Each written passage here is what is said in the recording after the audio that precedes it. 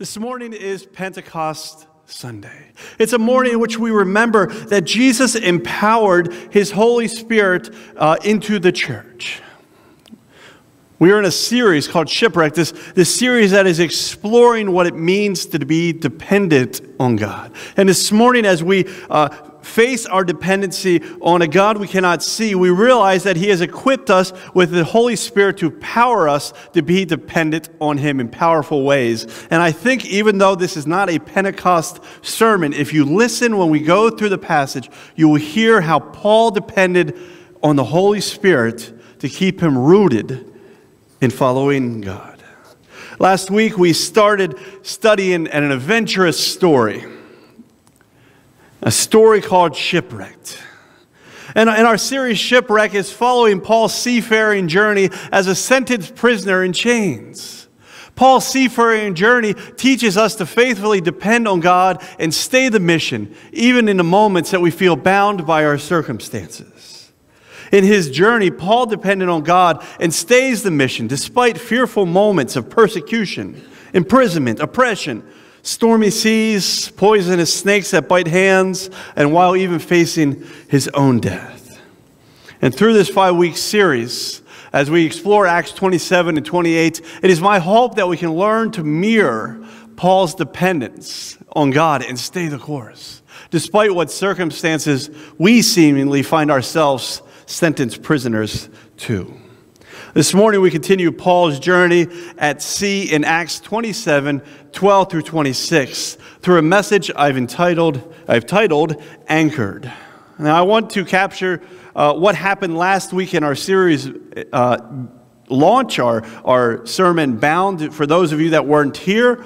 And in that message, we saw that Paul had just returned to Jerusalem. He's coming off this energetic trip into the Gentile world, and he's loved on people. He's blessed people with God's blessing, and many of them became Christians. And he comes home into Jerusalem, and he's so excited. And what he finds is that the whole town turns on him. He goes into a temple, and they drag him out by his hair. They seen him as nothing but a sellout and a turncoat. The town erupts into a riot, and they try to kill him. Luckily, a Roman soldier arrests Paul, and in chains, Paul uses and appeals with his Roman citizenship to appear before the governor and then before Caesar himself. As a bound prisoner, he's put onto a ship and sent toward Caesar. Now, Jews don't like to be on ships. They don't like to be at sea. And the Mediterranean was a scary place in the winter. And he's under the guard of a centurion. He's led like a dog on a leash. However, Paul doesn't let that circumstance keep him bound, we saw, as they set him to sail. However, normally, even as the stormy seas came around him, we see the outlook of Paul's trip might be changing a little bit. And so this week, this is where we pick up. Paul is on a ship. Winter is coming. The seas are getting rough. He's chained, but even in that, he's not letting his circumstance shape him. He's still using his gifts that God has given him to build social equity with those on the ship. I invite you to follow along in Acts 27, 12 through 26. You'll also see it on the screen in front of you. When a gentle south wind began to blow, they saw their opportunity. So they weighed anchor and sailed along the shore of Crete. Before very long, a wind, hurricane force called the northeaster, swept down from the island. The ship was caught by the storm and could not head into the wind, so we gave way to it, and we were driven along. As we passed to the lee of a small island called Caudia, we were unable to make the lifeboat secure. So the men hoisted it above. And then they passed ropes under the ship itself to hold the ship itself together, because they were afraid they would run aground on the sandbars of Syrtis. They lowered the sea anchor and let the ship be driven along. Now we took a violent battering from the storm, that the next day they began to throw the cargo overboard. And on the third day, they threw the ship's tackle overboard with their own hands. When neither sun nor stars appeared for many days and the storm continued raging, we finally gave up all hope of being saved. And after they'd gone a long time without food, Paul stood up before them and he said, "Men, you should have taken my advice to not sail from Crete, but then you would have spared yourself this damage and loss. But now I urge you to keep up your courage, because not one of you will be lost. Only the ship will be disturbed. Only the ship will be destroyed. Last night, an angel of the God to whom I belong and whom I serve stood beside me and said, 'Do not be afraid, Paul. You must stand trial before Caesar. And God has graciously given you the lives of all who sail with you. So keep up your courage, men, for I have faith in God that it will happen just as he told me. Nevertheless, we must run aground on some island.'" I love the way this story reads in Acts. I love the power of story, and this story is a powerful one. It reads like a great best-selling novel. And I want us to have a deep understanding of this passage that we're reading today. So let's quickly revisit a few aspects that we've heard in the story, just so that we understand what's happening. As I said last week, in the winter, the Mediterranean gets hit hard with hurricane-like storms. There are a few low-pressure storms that hit it every year, and they've actually nicknamed them Medicanes. It's the word Mediterranean and hurricane mixed together. In 2011 and 2016, the Mediterranean Sea got hit hard with two very serious Medicanes. The satellite view that you see on the screen is a storm in 2011 that fiercely pounded the coast. It's no small storm. It was a storm like this that Acts records hitting Paul as he was at sea. Winter storms were bad, and these ships were not made to sail them well.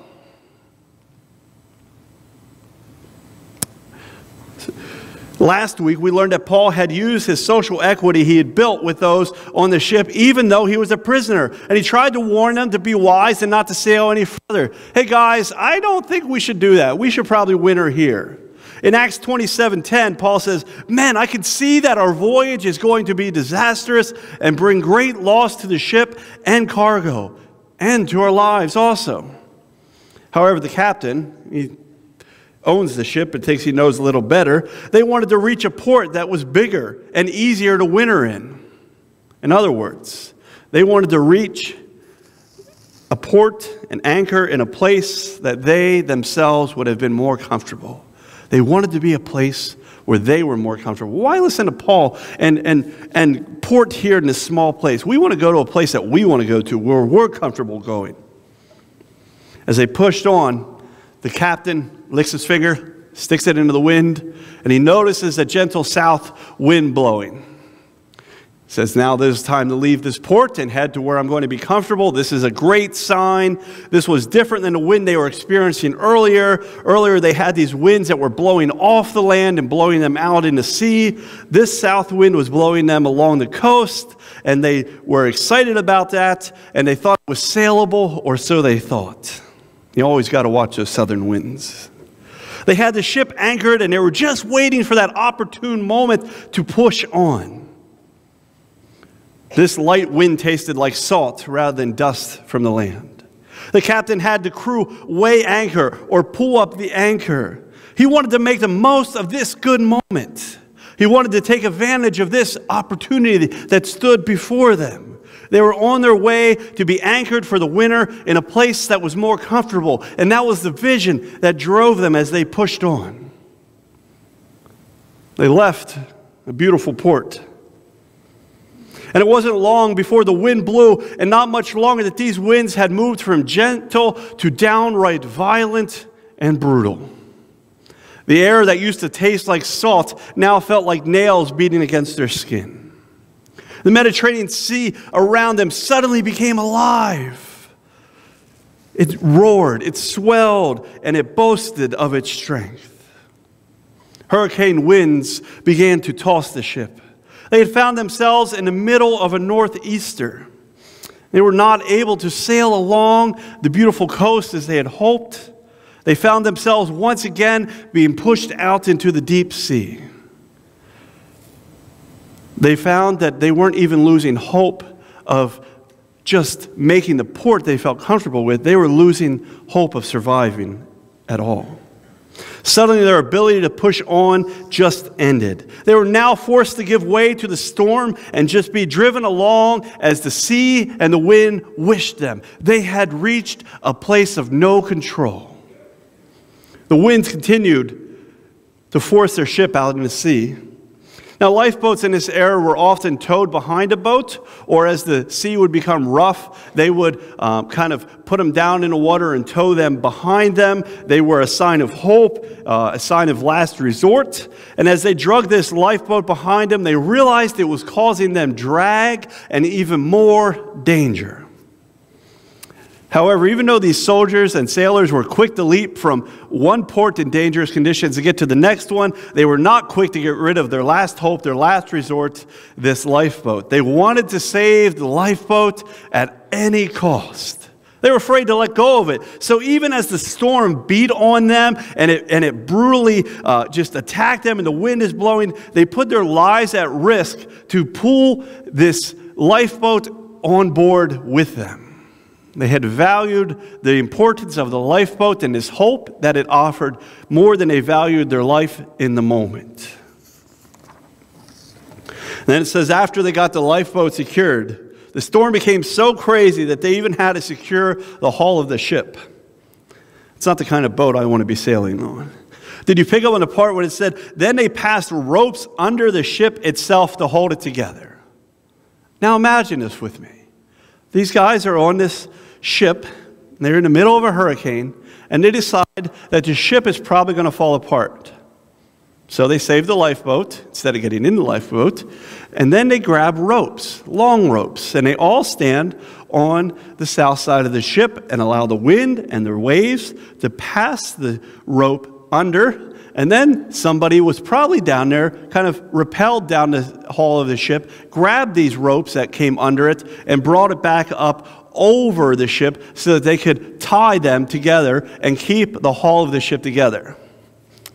Sounds pretty crazy to do in the middle of a hurricane, but they were trying to keep themselves alive.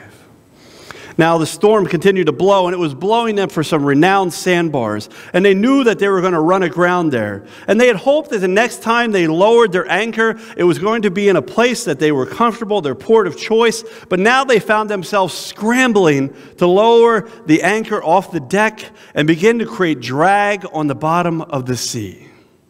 They had hoped by throwing the anchor overboard now and dragging it, it would cause them to slow down and help them move out of the way of the sandbars that they were approaching. Now, as they did this, night came and went, and the conditions didn't improve. They needed to be faster and lighter and float higher on the water. They knew they were going to wreck or run aground on these sandbars. And so these merchants and sailors began to throw everything overboard.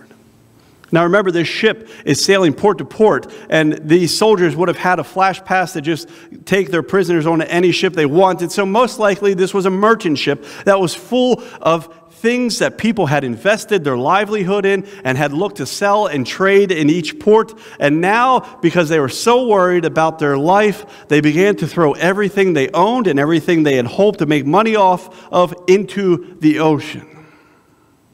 Now that wasn't enough. The ship was still not light enough, so they began to even throw over the ship's supplies. It says they threw over the ship's tackle into the dark waters. Even the ship now would have been left with little control. The people had no control anymore. They had no things to own. And all of a sudden, the ship had no things left to control it, and they were blown around with the wind. The sky grew dark once again, Paul said, and the suns and the stars did not appear for many days. They were tossed in the dark as they clung to their prayers and hope. I love when the author of Acts writes, when neither sun nor stars appeared for many days, and the storm continued raging, we finally gave up all hope of being saved. The minute you have to tie your ship together, I would have been losing hope. But night came, and the sun never came up. The storm grew so dark that for days they were tossed around, and they continued to find themselves in the middle of this raging storm where the sun didn't rise, the stars didn't show, and as a result, they lost all hope. Now, how does Paul respond into a moment like this? I'm sure that these seasoned sailors had turned into scared sailors. The sky was black. They had nothing. The ship had nothing. They were even out of food for days. And Paul, being Paul, realizes that everyone is at the end of their rope. And so he stands up to give them this last glance of hope. Or was it more of an I told you so moment? He stands up before the people and he says, Paul stood up before them and said, "Men, you should have taken my advice not to sail from Crete. Then you would have spared your damage and loss." Thanks, Paul. That's helpful. Paul's words, though, did not end there with his I told you so moment. He went on to show that he had remained anchored and dependent on God despite the storm. He spoke life and hope into their situation from wisdom in which he had discerned from God. Let's take away a few notes as we become to an end here. In this story, we see that in trial, the sailors were more driven by their own individual discernment and by their own idea of a comfortable, safe harbor than a discernment of others or dependency on God. Paul stood up, said, "Guys, things aren't looking so good. I don't think we need to go that way. I think we should just winter here." The sailors, the captains, they weren't interested in listening to Paul. They knew what was best. They trusted their own intuition. They became their own shepherds. They didn't need to test anything in community. They didn't need to test the discernment of other people because they were ready to leap on their own doing. In fact, they liked their own idea of a safe harbor better than where Paul wanted to remain them. They didn't need dependency on what Paul's God was saying. They needed to do what they thought was best. The story shows that even seasoned sailors can be too quick to pull up anchor and sail without pause and discernment. These were people that made their livelihood on a boat. They should have known that that wind was going to cause them trouble. They should have known that it wouldn't have been wise to try to push on a whole nother day into another port. They had just experienced all this other trouble, and what do they decide to do? We can make it. We can just push on a little bit more. Even seasoned sailors can be too quick at times to pull up anchor and to sail without pause and discernment. The captain stood up and said, "Guys, the wind's blowing in the right way. It's looking good. Let's head out." And I love that the NIV says it wasn't much longer after that point to where the seas became rocky. We also see in this story that when they acted quickly and out of their own intuition and comfort, they subsequently confused a good and opportunity as a God moment. Guys, the wind is blowing in our way. It's a good moment. Let's take advantage of it. The only problem was it wasn't really a good moment. It wasn't really a moment in which God had ordained for them to go into. And that moment had quickly begun to spiral out of control. And they had begun to lose hopeful sight that once fueled them on. They were now victims to the storms of life. And despite their situation, they tried to appear to have it all together. They tried to hold on to that lifeboat with everything they had. They tried to hold on to it as a vision of hope and control. And in doing so, they only made the situation worse. So in last-ditch efforts, they tried to drag their anchor like a child kicking and screaming in defiance. And as they hit rock bottom, they were forced to throw everything overboard to save themselves. Even though Paul was bound and imprisoned as a victim to his circumstance, Paul remained anchored, dependent on God, and tuned into God in the midst of trial.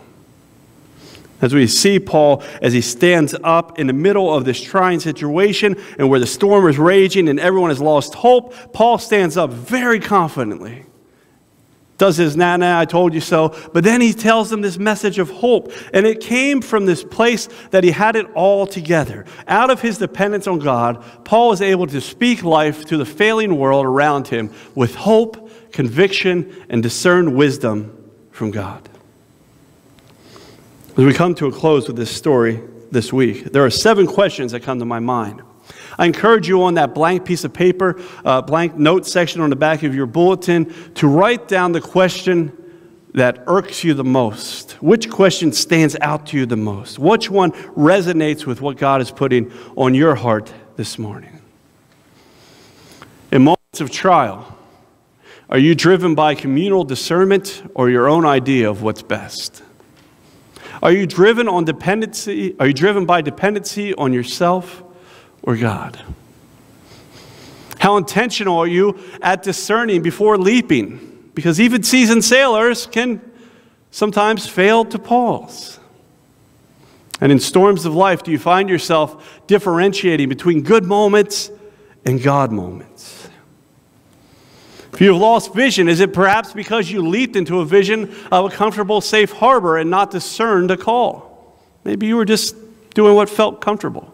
And when the seas get rough, that isn't a big enough vision to keep you grounded. In what areas of life are you trying to hold it all together, but really the lifeboat you're dragging is just making the situation worse? And in moments of unrest, do you drag an anchor, or are you able to surrender in the moment?